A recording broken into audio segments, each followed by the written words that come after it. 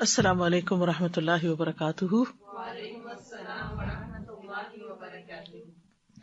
نحمده ونصلی علی رسولہ الکریم، اما بعد فاعوذ باللہ من الشیطان الرجیم، بسم اللہ الرحمن الرحیم، رب اشرح لی صدری ویسر لی امری واحلل عقدۃ من لسانی یفقہوا قولی۔ کتاب الطب، باب النفث فی الرقیہ، دم کرتے ہوئے پھونک مارنا۔ پھونک مارنے کے لیے عربی میں کئی لفظ استعمال ہوتے ہیں، جیسے نفخہ، نفخ سور، نفثا، نفاثات فی العقد، اور تفلا۔ تو عربی زبان میں جو خالص پھونک ہوتی ہے، جس میں تھوک کی ملاوٹ نہ ہو، وہ نفخ کہلاتی ہے۔ اور پھونک کے ساتھ اگر تھوڑا تھوڑا تھوک ہو، یعنی تھوڑی تھوڑی تھتکار سی ہو، تو وہ نفثہ کہلاتی ہے۔ اور جب خالص تھوک ہو، یعنی زیادہ تھوک ہو، تو تفل یا بزاق کہا جاتا ہے اس کو۔ تو سوال یہ پیدا ہوتا ہے کہ دم کرتے ہوئے تھوکنا یا تھتکارنا یا پھونکنا، اس کا مقصد کیا ہے؟ اس میں دراصل شیطان کی ذلت مقصود ہوتی ہے، یعنی شیطان پر تھوکا جاتا ہے۔ حدثنا خالد بن مخلد حدثنا سلیمان عن یحیی بن سعید قال سمعت ابا سلمة قال سمعت ابا قتادة يقول سمعت النبي صلی اللہ علیہ وسلم يقول الرؤيا من اللہ والحلم من الشیطان۔ ابو قتادہ کہتے ہیں کہ میں نے نبی صلی اللہ علیہ وسلم کو فرماتے ہوئے سنا کہ خواب اللہ کی طرف سے ہوتا ہے اور برا خواب شیطان کی طرف سے۔ فَإِذَا رَأَى أَحَدُكُمْ شَيْئًا يَكْرَهُهُ فَلْيَنْفِثْ، پھر جب تم میں سے کوئی ایسی چیز دیکھے جس کو وہ ناپسند کرتا ہے تو اسے چاہیے کہ تھتکار دے۔ حِينَ يَسْتَيْقِظُ، جب اس کی آنکھ کھلتی ہے، 3 مرات، 3 بار۔ وَيَتَعَوَّذْ مِنْ شَرِّهَا، اور اس خواب کے شر سے پناہ لے لے، یعنی اللہ تعالی کی۔ فَإِنَّهَا لَا تَضُرُّهُ، تو بے شک وہ خواب اس کو نقصان نہیں دے گی، تکلیف نہیں دے گی۔ وقال ابو سلمہ، اور ابو سلمہ کہتے ہیں وَإِن كُنتُ لَأَرَى الرُّؤْيَا، کہ میں ایسے خواب دیکھتا تھا، أَثْقَلَ عَلَيَّ مِنَ الْجَبَلِ، جو مجھ پر پہاڑ سے بھی زیادہ بھاری ہوتے تھے، یعنی ایسا خواب میں دیکھتا گویا میرے سر پہ پہاڑ پڑ گیا ہو۔ فما ہوا الا ان سمعت ھذا، تو نہیں وہ اب ایسی کیفیت مگر یہ کہ جب سے میں نے سنا ھذا الحدیث، اس حدیث کو، فما ابالیھا، تو میں اب اس کی پرواہ نہیں کرتا۔ یعنی جب سے میں نے یہ حدیث سنی ہے تو اس کے بعد سے مجھے اب پرواہ نہیں، کیونکہ میں ایسا خواب آنے کے بعد تھتکار دیتا ہوں اپنے بائیں طرف۔ تو یہاں پر رؤیا اور حلم میں فرق کیا گیا ہے، اور یہ بتایا گیا کہ الرؤیا من اللہ والحلم من الشیطان۔ تو رؤیا وہ چیز ہے، رآ سے ہے یہ بھی، جسے انسان اپنی نیند میں دیکھتا ہے۔ فیما یری النائم فی نومہ، یعنی سوتے ہوئے دیکھتا ہے۔ اکثر یہ سچا خواب ہوتا ہے، یعنی اس میں کوئی ایسی چیز نہیں ہوتی جو بے قرار کرے انسان کو یا بری ہو۔ اور حلم جو ہے برے خواب کو کہتے ہیں، ڈراؤنے خواب کو۔ تو برے خواب دیکھنے پر شیطان کو تھو تھو کیا جاتا ہے، اور شیطان کے شر سے اللہ تعالیٰ کی پناہ مانگی جاتی ہے۔ تو ایسا کرنے سے شیطان کی تذلیل ہوتی ہے۔ تو اس سے یہ بات پتہ چلتی ہے کہ دم کرتے ہوئے تھتکارنے کا بھی جواز ہے، اور تعوذ بھی دم ہی کی ایک قسم ہے۔ اور امام بخاری نے ان لوگوں کی تردید کی ہے جن کا موقف یہ ہے کہ دم کرتے وقت تھتکارنا نہیں چاہیے، کیونکہ قرآن مجید میں نفاثات کے شر سے پناہ مانگنے کی تلقین ہے۔ لیکن مذموم نفس وہ ہوتا ہے جو جادو ٹونا کرتے وقت کیا جائے، یعنی نفاثات مذموم معنوں میں استعمال ہوا ہے، لیکن وہ جادو ٹونا کرتے وقت ہوتا ہے، جبکہ اللہ کا ذکر کر کے شیطان کے لیے تھو تھو کرنے میں کوئی حرج نہیں۔ ایسا کرنا احادیث سے ثابت ہے، یعنی تھتکارنا جو ہے وہ حدیث سے ثابت ہے۔ یہاں خواب کی حقیقت کے بارے میں بھی کچھ باتیں آپ سے کرنا چاہوں گی. ابو ہریرہ بیان کرتے ہیں کہ رسول اللہ صلی اللہ علیہ وسلم نے فرمایا خواب 3 طرح کے ہوتے ہیں. نمبر 1 اچھا خواب جو اللہ تعالی کی طرف سے خوشخبری ہوتی ہے، بشارت. نمبر 2 وہ خواب جو شیطان کی طرف سے غمگین کرنے والا ہوتا ہے، انسان کو پریشان کرتا ہے. اور تیسرا حدیث نفس، مما یحدث به المرء نفسه، ایسا خواب جو بندے کے اپنے ہی اوہام اور خیالات ہوتے ہیں، یا اس کا سٹریس یا کوئی پریشانی یا سوچیں یا سیلف ٹاک، جس طرح جاگتے ہوتی ہے تو رات کو بھی ہوتی ہے. تو وہ خواب جو اللہ تعالی کی طرف سے ہوتا ہے وہ خواب واضح بھی ہوتا ہے اور اس کا انسان کو مطلب بھی کچھ نہ کچھ سمجھ آ رہا ہوتا ہے، اور انسان خود بھی ان خوابوں کا معنی نکال لیتا ہے کیونکہ واضح خواب ہوتا ہے. شیطان کی طرف سے جو خواب ہوتا ہے وہ عام طور پر پراگندہ قسم کا ہوتا ہے، کوئی اس کا منہ سر نہیں ہوتا، کبھی کچھ دیکھ رہا ہے کبھی کچھ دیکھ رہا ہے، یعنی کوئی اس کا سر پیر نہیں. وہ دراصل شیطان انسان کے ساتھ کھیل رہا ہوتا ہے. اور ایسا خواب بھی پراگندہ ہوتا ہے جو انسان اپنی بیداری کی حالت میں سوچتا ہے اور پھر اس کو اس کی فکر ہوتی ہے، جیسے کہیں سفر کرنا ہوتا ہے یا کوئی امتحان آ رہا ہوتا ہے یا کوئی اور اسی طرح کا امپورٹنٹ کام، تو انسان کا دل دماغ اسی میں مشغول ہوتا ہے، حتیٰ کہ جب وہ سوتا ہے تو دل دماغ اسی چیز میں مشغول ہوتا ہے، تو اسی سے متعلق پھر انسان خواب دیکھ رہا ہوتا ہے. اب سوال یہ پیدا ہوتا ہے کہ اگر خواب آتا ہے انسان کو تو انسان کو کرنا کیا چاہیے؟ اگر اچھا خواب آئے تو اس موقع پر نمبر 1 اللہ کا شکر ادا کرنا چاہیے اور خوش ہونا چاہیے. صحیح بخاری کی روایت میں ابو سعید خدری نے نبی صلی اللہ علیہ وسلم کو فرماتے ہوئے سنا کہ جب تم میں سے کوئی شخص ایسا خواب دیکھے جسے وہ پسند کرتا ہے تو وہ اللہ کی طرف سے ہے. اذا رأى احدكم رؤيا يحبها فانما هي من اللہ، تو پھر کیا کرے؟ فلیحمد اللہ، لہذا اس پر اللہ کا شکر ادا کرے اور اس کو بیان بھی کرے. ہر ایک سے نہیں، اس سے جس سے وہ محبت کرتا ہے یا جو خیر خواہ ہے اس کا. صحیح مسلم کی روایت میں آتا ہے ابو قتادہ رضی اللہ عنہ سے کہ رسول اللہ صلی اللہ علیہ وسلم نے فرمایا اگر کوئی اچھا خواب دیکھے تو خوش ہو جائے، یعنی خوش ہونا چاہیے، خوشی ملنے پر خوش بھی ہونا چاہیے، اور جس سے وہ محبت کرتا ہے اس کے علاوہ کسی کو نہ بتائے. جیسے یوسف علیہ السلام کو ان کے والد نے کہا تھا کہ لا تقصص رؤیاک علی اخوتک، بہت ہی اچھا خواب تھا لیکن منع کر دیا کہ بھائیوں کو بھی نہیں بتانا کیونکہ بھائی محبت نہیں کرتے تھے. اسی طرح ایک اور حدیث میں ہے، ابو ہریرہ رضی اللہ عنہ سے روایت ہے، وہ کہتے ہیں کہ رسول اللہ صلی اللہ علیہ وسلم نے فرمایا جب تم میں سے کوئی خواب دیکھے جو اسے پسند ہو تو اسے بیان کرے اور اس کی تعبیر کی بھی وضاحت کر دے. یعنی خود بھی انسان اس کی تعبیر کر سکتا ہے اور اس کا ذکر بھی کر سکتا ہے جس سے وہ محبت کرتا ہے. اسی طرح خواب جو ہے وہ صرف عالم اور مخلص لوگوں کو بیان کیا جائے، یعنی جاننے والے کے سامنے خواب رکھا جائے، ایسے محفلوں میں بیٹھ کے خواب کی کہانیاں نہ سنائی جائیں. ابو ہریرہ سے مروی ہے، وہ کہتے ہیں کہ رسول اللہ صلی اللہ علیہ وسلم نے فرمایا خواب کسی عالم یا خیر خواہ سے ہی بیان کیا جائے. لا تقص الرؤیا الا علی عالم او ناصح، جو اس کا صحیح معنی پھر بیان کر سکے.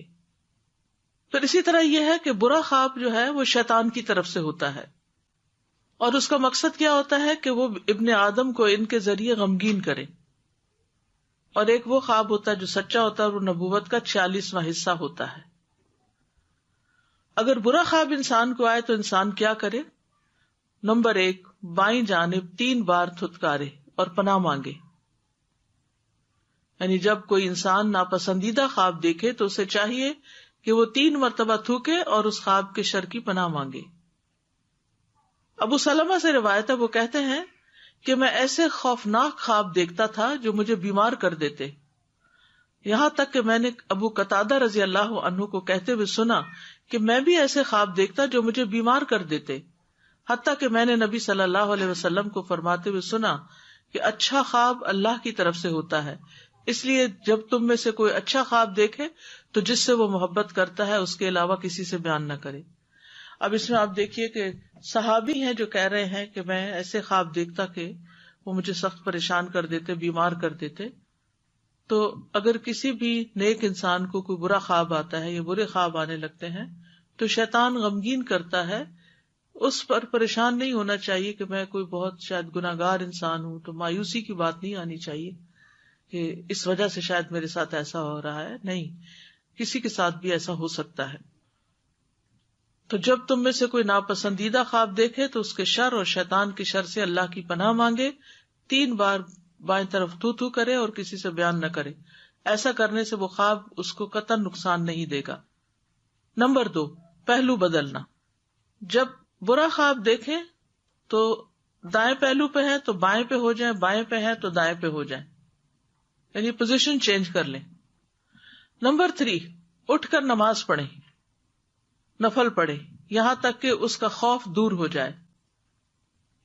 رسول اللہ صلی اللہ علیہ وسلم نے فرمایا جس وقت زمانہ قریب ہو جائے تو مومن کا خواب چھوٹا نہیں ہوگا.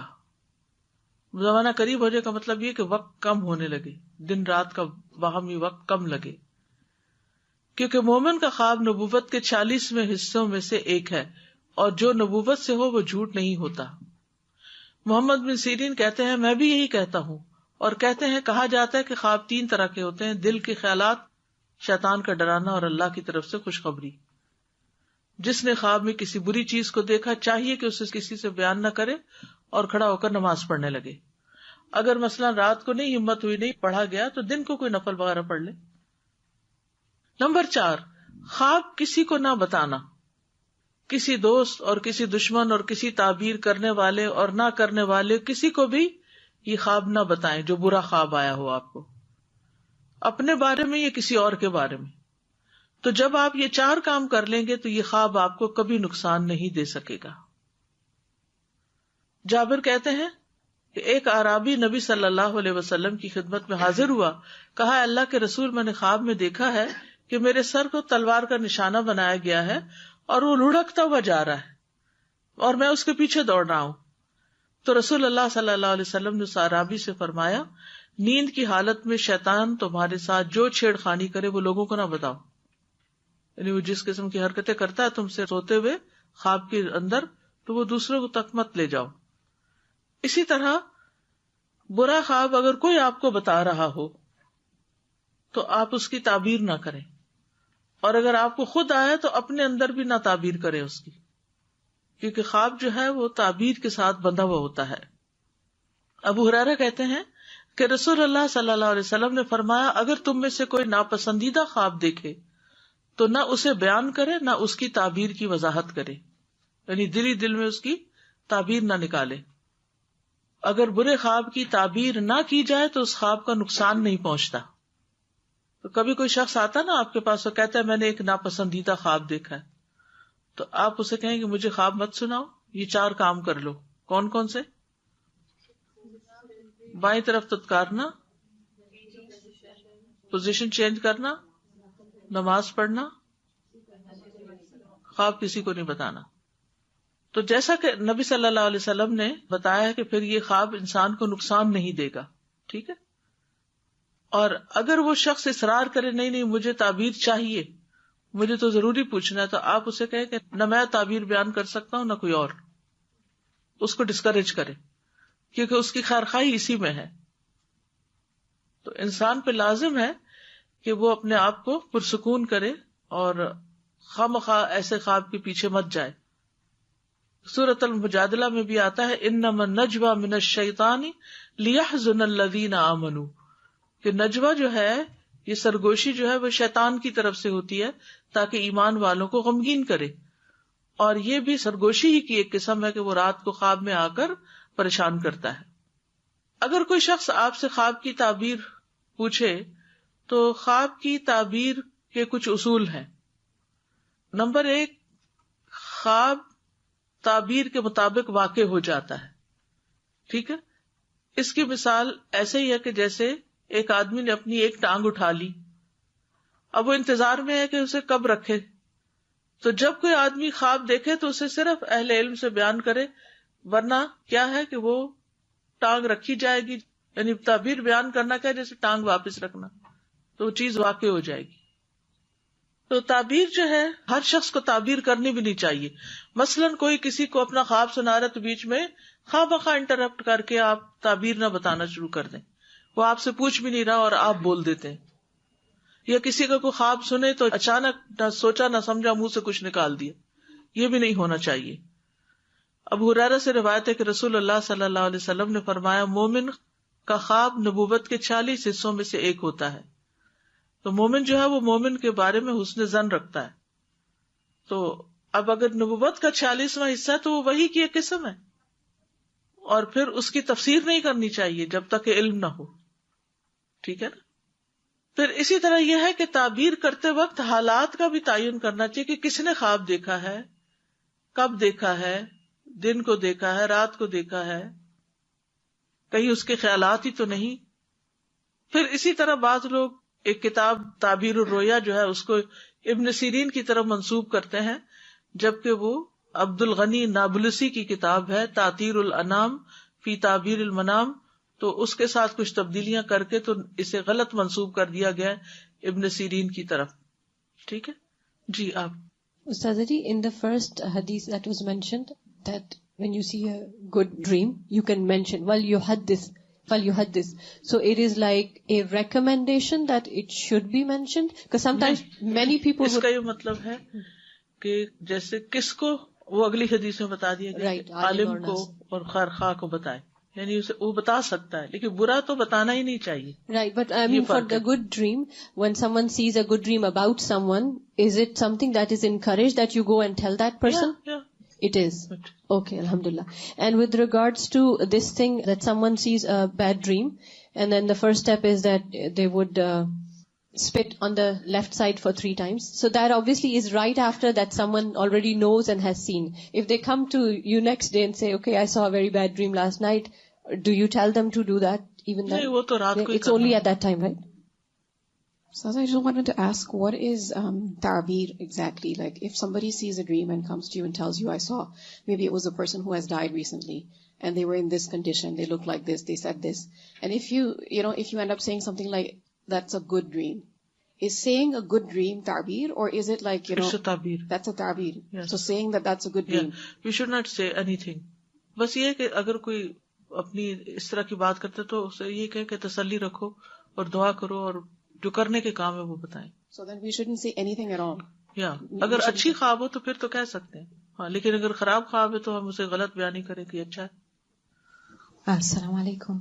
وعلیکم السلام. I was wondering the difference between the good dream, the true dream, and then the third category dream, which is something based on what has happened during the day. What if the good dream is, yes, you've been discussing something during the day and then you dream about it in a good way? So is that still part of the third category, or does it? It's part of third category. Okay. So I was thinking sometimes when you wake up, you don't necessarily think that it was a bad dream, and it's not a bashara as well, and it's someone who's hardly related to you, you would think about them, and you see them, maybe they had passed away and they're in the dream and they're asking for something, or about the death of someone who's related to you. اس کے بارے میں کہتے ہیں کہ جب کوئی فوت شدہ بندے کو دیکھتا ہے تو جس حال میں دیکھتا ہے وہ اسی میں ہی ہوتا ہے، اور اگر وہ کچھ مانگتا ہے تو صدقہ کرنا چاہیے اور اس کے لیے دعا کرنی چاہیے. اٹس کائنڈ آف ریمائنڈر، جیسے سب کوئی آ کے تو بعض اوقات وہ کچھ کہتا ہے کرنے کو وہ کر لینا چاہیے، کوئی قرض ادا کرنے کو یا کوئی وصیت پوری کرنے کو یا کچھ بھی اس طرح کا. ایسے کئی واقعات ملتے ہیں، یعنی گائیڈ لائن بھی ہوتی ہے. جیسے سورۃ یوسف میں خوابوں کا ذکر ہے جو بادشاہ نے دیکھے، اور ضروری نہیں کوئی نیک آدمی اچھا خواب دیکھے گا اور کوئی برا ہی دیکھے گا. اب وہ نان مسلم تھا بادشاہ جس نے بالکل سچا خواب دیکھا تھا. وہ جو 7 گائیں ہیں پتلی ہیں جو موٹی گایوں کو کھا رہی ہیں، بعض اوقات آپ آیت الکرسی اور سب کچھ پڑے ہوئے ہوتے ہیں، پھر بھی آپ کو کوئی نہ کوئی برا خواب آ سکتا ہے. جیسے آپ صبح شام کے اذکار پڑھتے ہیں پھر بھی شیطان وسوسہ ڈالنے میں کامیاب ہو جاتا ہے کبھی، لیکن انشاءاللہ وہ نقصان نہیں دے سکے گا. جی. آپ نے جیسے فرمایا کہ اپنے خواب جب دیکھیں تو اگر برا خواب ہے تو خود سے بھی تعبیر نہ کریں، لیکن ایک آٹومیٹک خیال آ جاتا ہے. خیال تو آ جاتا ہے، اس کو جھٹکیں اور تعوذ پڑھیں. حدثنا عبد العزیز ابن عبد اللہ الاویسی حدثنا سلیمان عن یونس عن ابن شہاب عن عروۃ بن الزبیر عن عائشہ رضی اللہ عنہا قالت کان رسول اللہ صلی اللہ علیہ وسلم اذا اوى الى فراشہ نفث في کفیہ بقل هو اللہ احد وبالمعوذتین جميعا ثم يمسح بهما وجهه وما بلغت يداه من جسده. قالت عائشة فلما اشتكى كان يأمرني أن أفعل ذلك به. قال يونس كنت أرى ابن شهاب يصنع ذلك إذا أتى إلى فراشه.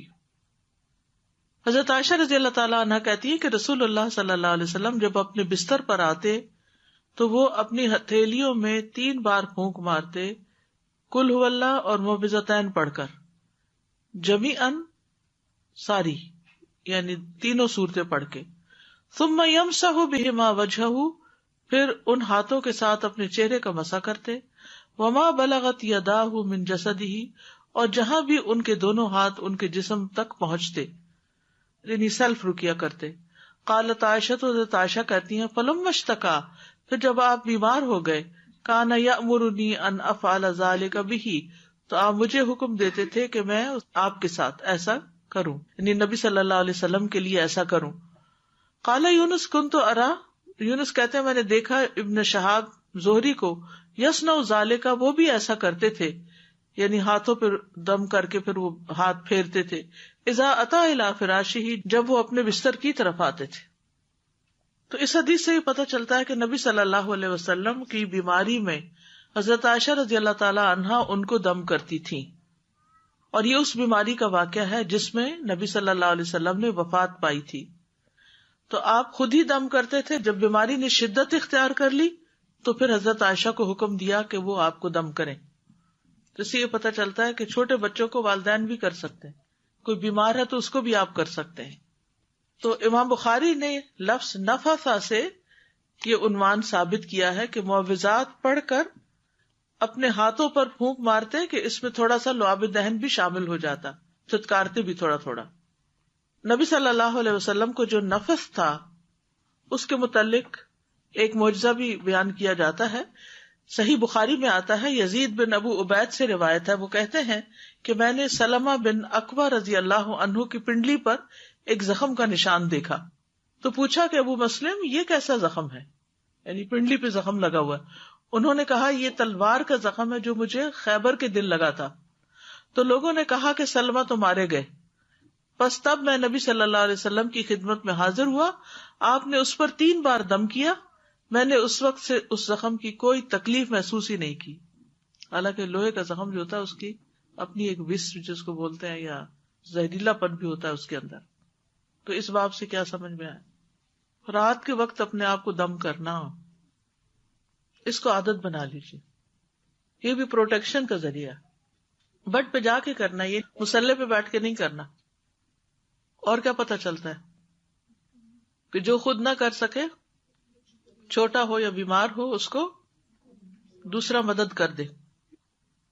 یعنی یہ ایک ایسا عمل ہے جس کو آپ نے اپنی مرض الموت میں بھی نہیں چھوڑا، انتہائی تکلیف کی حالت میں بھی نہیں چھوڑا، اور ہم بغیر کسی تکلیف کے نہیں کرتے، غافل ہو کے سوتے. تو پروٹیکشن بہت ضروری ہے اپنی، مختلف طرح کے شر سے، شیطان سے، بیماریوں سے، وائرس سے. رات کو ہمیں نہیں پتا ہوتا سوتے ہوئے کون سی چیز آ جائے، کوئی کاٹ جائے، کچھ اثرات ہوں، کوئی نقصان دے. ہم تو بے ہوش ہوتے ہیں، ہمیں کیا خبر. تو اس لیے یہ دم کرنا بہت ضروری ہے رات کے وقت.